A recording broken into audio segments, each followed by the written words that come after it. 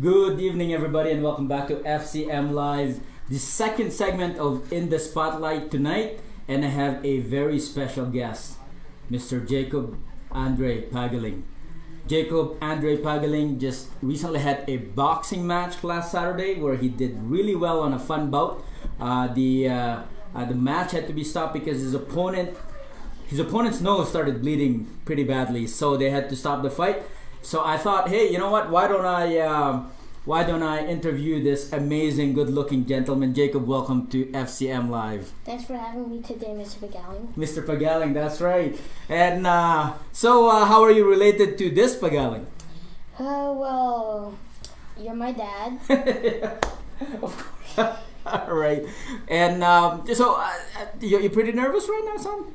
Yeah, pretty nervous. Pretty nervous. But anyway, welcome to the show. Anak, I just wanted to say congratulations for doing such a great job. Last Saturday, you did really well. It was amazing. I know you've trained hard for it, and you worked every day, or almost every day, going up to the fight. And you trained really hard, and I'm so proud of you. Your mom is so proud of you. So welcome to FCM Live. So I wanted to get your thoughts, son. First of all, how are you? I'm doing well. I'm excited to be here tonight. Been waiting a long time. Good. So tell the audience a little bit about yourself, your grade, what you like to do, anything really that's interesting about Jacob Andre. I just turned 11 years old yesterday. I'm in grade 6. Filipino Canadian for sure. I think that was good. Okay, and what else? I'm not like, although I'm not, I don't really, I can't diet a lot.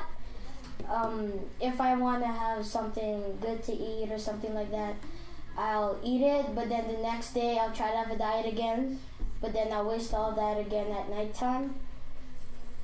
All right. That's awesome, son. And where do you train right now? Talk about the gym that you train at. I train at Legacy Boxing Club at this moment right now. If I'm not training at Legacy Boxing Club, I'm training at home, working the bag and doing pads with my dad. And who are your coaches? Jesse Bartlett. He used to be a pro boxer, and Mike. Mike. Last name? Not sure? Not yet. Okay.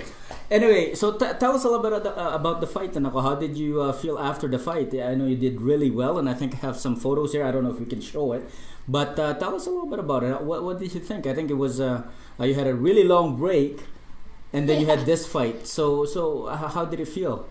I felt pretty good after the fight. I feel like I definitely won that fight. Because I was the first one to score a knockdown, the first one to give a person a bloody nose, at least that's what I think. And I think I might have broken his nose after, so I kind of felt a little sorry. So I was asking my coaches, hey, should I say sorry to him or something? So, yeah. And it was a really good fight. So what did you do that made it a very good fight for you? What were some of the moves that you did? Like, what were some of the adjustments you made during the fight? He would throw a jab, right? So in the first round, I would notice like, hey, he's throwing these jabs, right? So I try to slip them, I try to dodge them, and then I figured out that that's where I could hurt him. So I slip, and then I throw a jab to the body, and then come back at the head, and yeah, and I try to stay away. I try my best to stay away from him. So if he'd come in, I'd throw a jab, or I would feint a little, and then he'd throw a punch. Then I'd back out, just move around the ring, trying to feel good, trying to make him a little angry, trying to give the crowd a nice time. That's awesome. And so I'm gonna ask you, who are your favorite boxers? Today I'm going to name 3. Floyd Mayweather for his amazing defense and counter punches. Number 2, Roy Jones. His pastime is good. He has an amazing left hook, amazing. He can get inside his opponent's heads. That's, I think, his greatest skill. Number 3, Ryan Garcia. Amazing speed and power. Like, if you've seen him train, he can hit that like really fast. What about Manny Pacquiao? Yeah, Manny Pacquiao, I like him too. Filipino pride, you know what I mean? You know what I mean. I love his. What do you like about Pacquiao? Tell me. I know we watch a lot of his fights together. Yeah, that one of the but he's never been your favorite. No, I don't know. Really, He's one of my favorites. Until I found out that Floyd Mayweather, became champion. I always loved Manny Pacquiao. So Floyd Mayweather, Roy Jones. I love Roy Jones. Roy Jones, I really. believe, is a really good fighter. Ryan Garcia, I'm not too familiar with, but I've heard his name a few times. So, but Manny Pacquiao, why? What is it about Manny Pacquiao that why didn't he make your top 3? Well, he lost a few fights, and after he lost to Mayweather, I'm like, if Mayweather can beat Pacquiao with his great defense and all, So it's those 3 then. Floyd Mayweather. But Pacquiao is awesome. His speed and power is awesome. He can keep his hands up. He's a tough opponent. If you've seen him fight with people like Marquez, Oscar De La Hoya, he's getting punched all the time.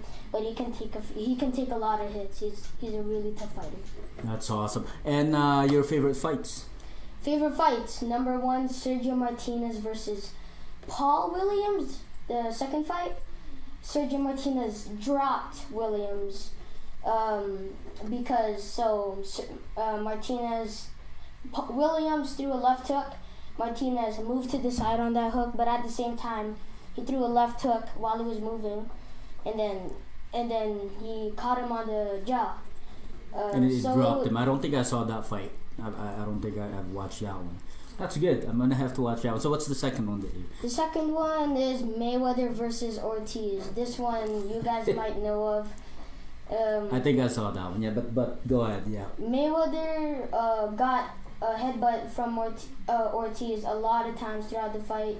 Ortiz would clinch up with Mayweather and then headbutt Mayweather. In later rounds, Ortiz went to Mayweather, gave him a hug for some reason, and then backed out, and then Mayweather threw a jab cross combo and then knocked him out. Jab and then cross, and then he was knocked down on the canvas. So what's the lesson there for boxers then?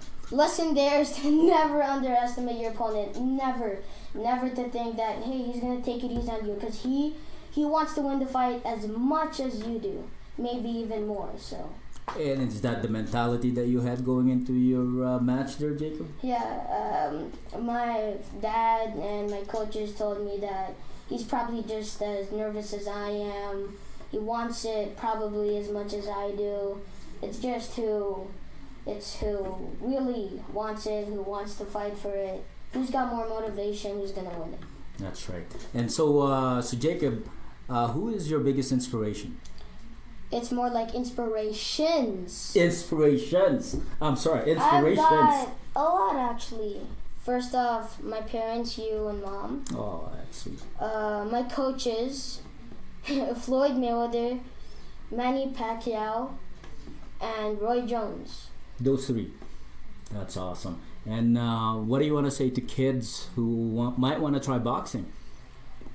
First off, don't think that it's gonna be all fun and games. It really isn't. The first time I sparred with a kid, I got beat. I thought that I was gonna beat him. I was very cocky, so I stepped into the ring. I kept my hands down, and then he just came at me.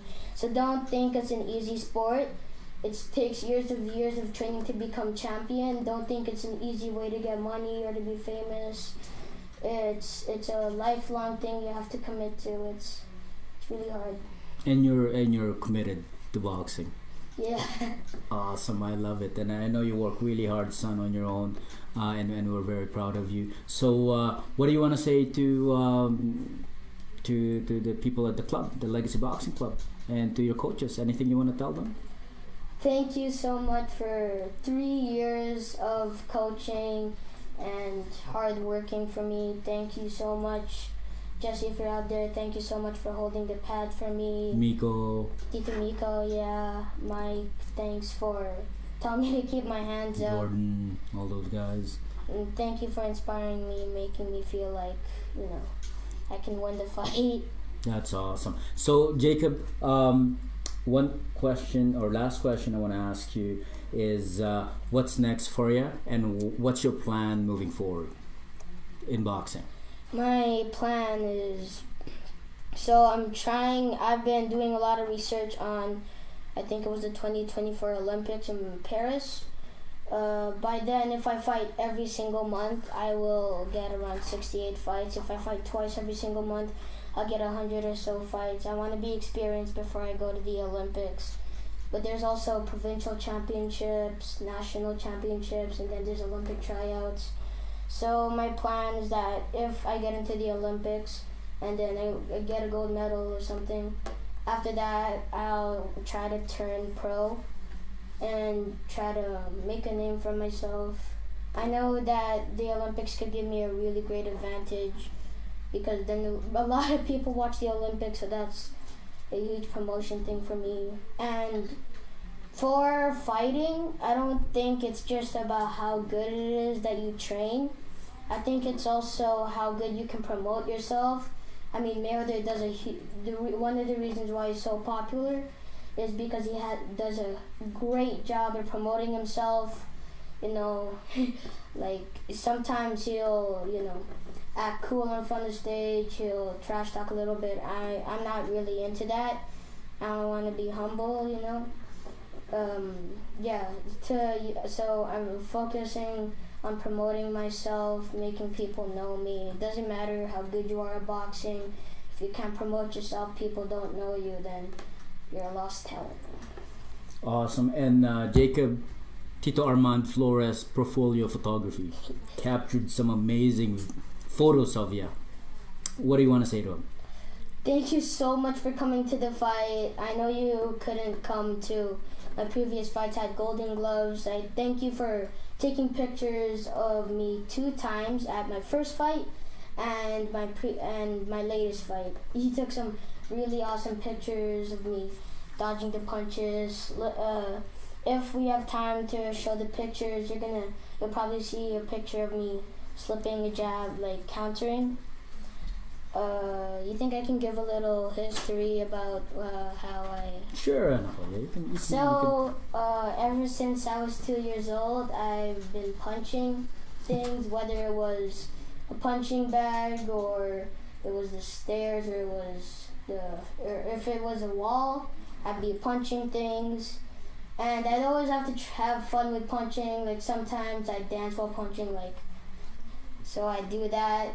And it's not just, even at 2 years old, my dad has been encouraging me to punch, putting on the gloves. I remember watching a few videos.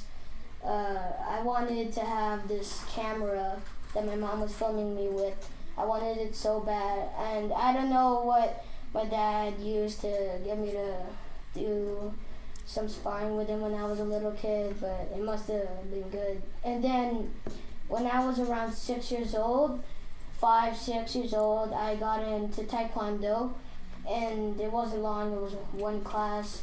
And then after class, my dad just sort of looked at me and said, "Do you want to do kickboxing instead?" And I said, "Sure, why not?" And then got into kickboxing, did it for 1 year. It was to prepare me for a boxing career, just so that I could get to know the basics some more. And then pretty soon I got into boxing, and I've been doing it. How did you get to boxing? There's a story behind that. Oh yeah. So remember I mentioned earlier about that kid. So you were in kickboxing, and then you wanted to spar a kid, and so we put you in a ring with a kid who knew how to box, who was a good boxer. And what happened?